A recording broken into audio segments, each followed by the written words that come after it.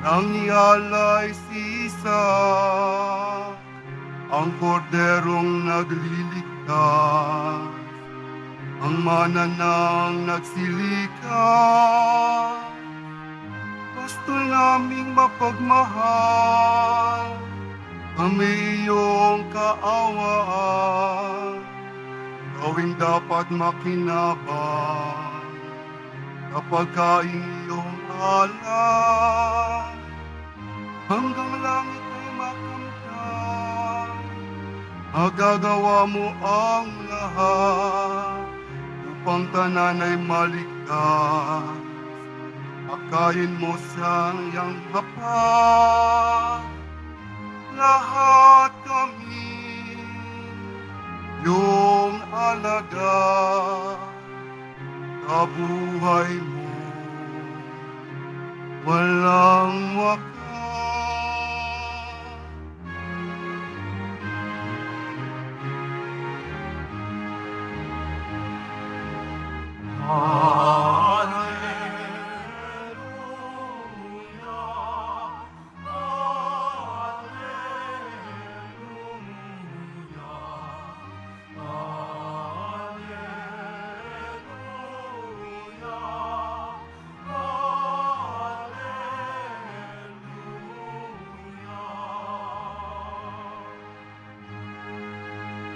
Kaing dulot ay buhay. Si Jesus na poong mahal, buhay natin siya kailanman.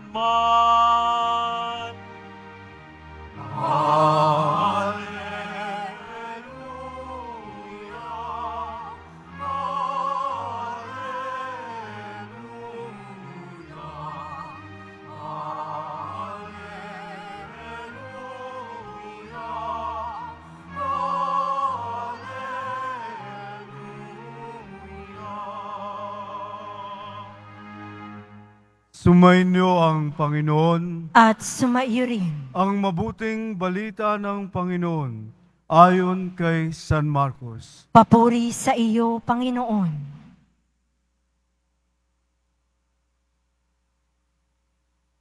Unang araw ng pista ng tinapay na walang lebadura. Araw ng pagpatay ng kordero para sa Paskwa. Tinanong ni Jesus ng kanyang mga alagad, saan po ninyo ibig na ipaghanda namin kayo ng hapunang Pampaskwa? Inutusan niyang dalawa sa kanyang mga alagad, pumunta kayo sa bayan, may masasalubong kayong isang lalaki na may dalang isang bangang tubig. Sundan ninyo siya sa bahay na kanyang papasukan at sabihin ninyo sa may-ari, ipinatatanong po ng guro kung saang silid siya maaaring kumain ng hapunang Pampaskwa, kasalo ng kanyang mga alagad. At ituturo niya sa inyo ang isang malaking silid sa itaas na mayroon ng kagamitan. Doon kayo maganda para sa atin. Nagtungo sa bayan ng mga alagad at natagpuan nga nila roon ang lahat gaya ng sinabi sa kanila. At inihanda nila ang hapunang Pampaskwa. Samantalang sila'y kumakain, dumampot ng tinapay si Jesus. Matapos magpasalamat sa Diyos, ay kanyang pinaghati-hati at ibinigay sa mga alagad. Kunin ninyo, ito ang aking katawan, wika niya. Hinawakan niya ang kalis, at matapos magpasalamat, ay binigay sa kanila at uminom silang lahat. Sinabi niya, ito ang aking dugo ng tipan, ang dugong mabubuhos dahil sa marami. Sinasabi ko sa inyo, hindi na ako iinom ng alak mula sa ubas hanggang sa araw na inumin ko ang bagong alak sa kaharian ng Diyos. Umawit sila ng isang himno at pagkatapos nagtungo sa bundok ng mga Olibo. Mga kapatid, ang mabuting balita ng Panginoon. Pinupuri ka namin, Panginoong Hesukristo. Magsiupo muna po ang lahat. Mga kapatid, sa kapistahan po ng ating kabanal-banalang katawan at dugo ng ating mahal na pong Jesus Nazareno. Ang katawan at dugo po ng pong Jesus Nazareno ay nakapagpababago sa atin at nakapagpapanatili sa ating lahat sa paglalakbay po natin dito sa mundong ito patungo sa kanyang kaharian. Kaya nga po, ang katawan at dugo na ating pong tinatanggap sa banal na komunyon ay silbing baon po natin patungo sa langit. Tandaan po natin, no? May baon tayo. Wala tayong dadaling kayamanan na mga ari-arian, kundi ang katawan at dugo na ipinagkaloob po sa atin ng mahal na poong Jesus Nazareno. Wala po, siya lamang.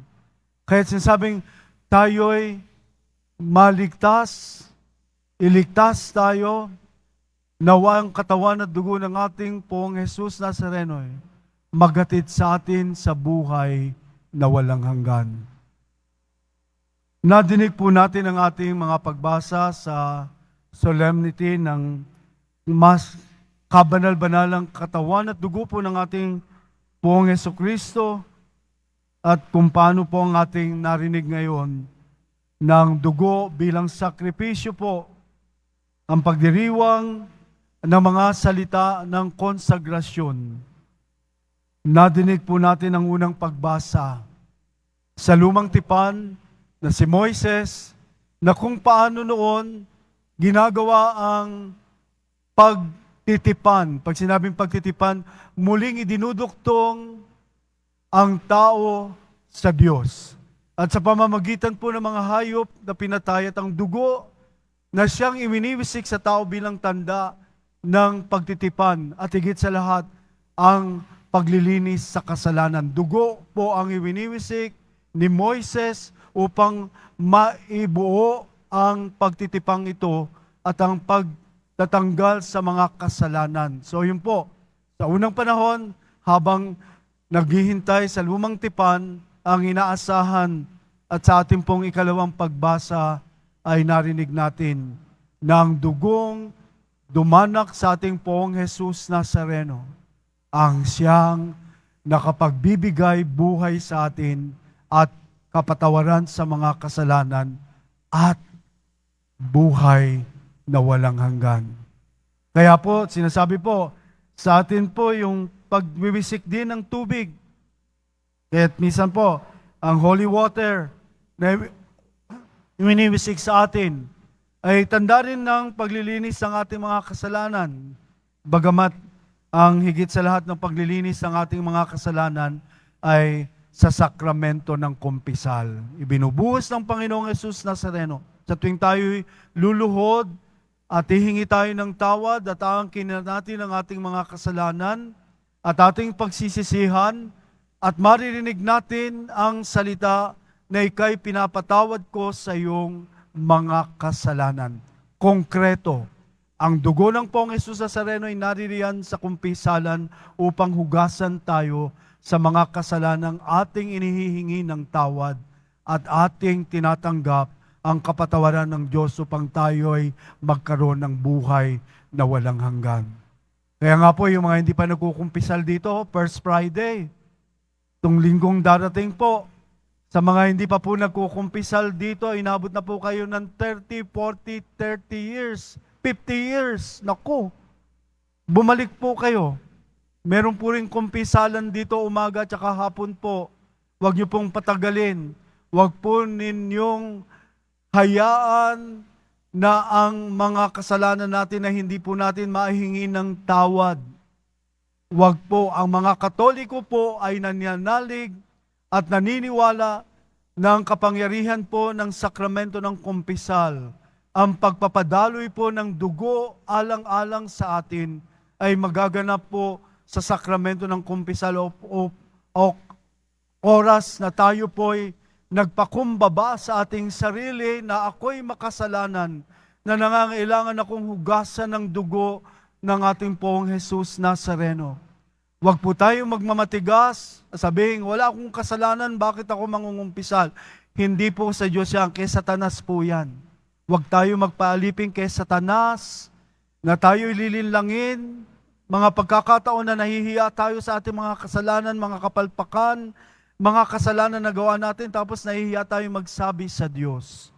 Magpakumbaba, sapagkat titimbuang, alam yung timbwang si Satanas, oras na sabing, Panginoon, bigyan mo po ako ng biyaya ng pagpapakumbaba upang maangkin ko po kayo at hindi po ako maangkin ni Satanas. Ano po yung hadlang ni Satanas? Nakakahiya. Ay, madidinig ng pare. Oras na lumuhod po kayo dyan, ang Panginoon po ang kumukuha ng lahat ng ito. Ako po'y nagpapakumpisal. Wala pong iniiwan sa akin ang mga nagkumpisal. Kinatanggap po, kinukuha po ng Poong Jesus Nazareno. Wala pong naaalala ang pari sapagkat ang Diyos, anak, ang Panginoon ang nakaupo po dyan. Representante lang kami. At ang bendisyon. Huwag po kayong magpaabot na kayo po'y nakahiga sa banig ng karamdaman at hindi na po kayo makapagsalita. Hanggat meron pa kayong kapangyarihan na magsabi at magbigkas at sabihin, Panginoon, ako po'y nagkasala. Gusto ko pong umuwi sa langit. Ayoko pong umuwi sa impyerno. Sa ating pagdiriwang po, kaya nga po, ang sakripisyo po ng katawan at dugo ng ating Poong Jesus Nazareno. Mula sa huling hapunan, ito pong narinig po nating Ebanghelyo, taon 33, gawin ninyo ito bilang pag-aalaala sa akin. Nang simbahang kanyang itinatag ay nagpatuloy hanggang ngayon, taon 33, 2024 dito po sa Basilica ng Bansang Dambana ng Poong Jesus Nazareno ay nagpapatuloy po 2,200 taon ng pag-aalay po ng kanyang katawan at dugo ay nagpapatuloy alang-alang sa atin na kanyang iniwanan upang tayo'y siguradong makabalik muli sa kanya, makauwi tayo sa lakalangit na niyahanda para sa atin. Kaya't mga kapatid, sa pagdiriwang po natin ngayon ng katawan, kabanal-banalang katawan at dugo ng Poong Jesus Nazareno, magkaroon ng buhay sa bawat isa sa atin. Kaya nga po sa pagbibindisyon ay bahagi ito ng isang larawan, paggunita ng naganap noong sa panahon po ni Moises, ang pagbibisik ng dugo ng mga hayop. Pero ngayon, ang pagdanak ng dugo ng Poong Jesus Nazareno para sa atin at ang simbolo rin ng pagdidisyon ng banal na tubig na ibiniwisik sa atin. Kaya meron po ako nabasa, meron po nag-experiment, yung tubig na ordinaryo na hindi binindisyonan ay inilagay sa electron microscope at yung tubig na binindisyonan, nakita nila ang kaibahan. Ang ordinaryong tubig na ilagay sa electron microscope ay wala flat. Pero yung tubig po na binindisyon ay isang katutak pong mga krus na nasa tubig. Hinunan po ng litrato ito. Kaya sabi ko, yung tubig palang iwiniwisik sa atin ay may krus na tanda. Ang banal na tubig na ito ay nagtataglay ng mga krus. Kakamangha ho. Kaya lang natin, tubig lang yan. Pero banal na tubig na may taglay na tatak ng krus. Kasi pag nabindisyonan na yan, ang Espiritu Santo ang siyang kumukunsad at nagpapabanal sa tubig na yan. So sa atin po naman, ang banal na katawan at dugo po ng ating Panginoon na ninanais niyang siya'y makapasok sa atin ng may malinis na puso, malinis na kaluluwa. Kaya nga po, inihahanda rin natin ang ating sarili sa pagtanggap ng kanyang katawan, kabanal-banalang katawan at dugo ng ating poong Jesus Nazareno.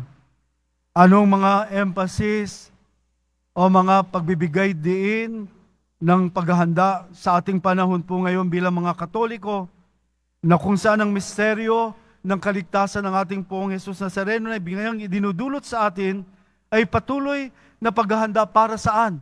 Sa buhay na walang hanggan. Kaya po tayo naririto ngayon tuwing linggo.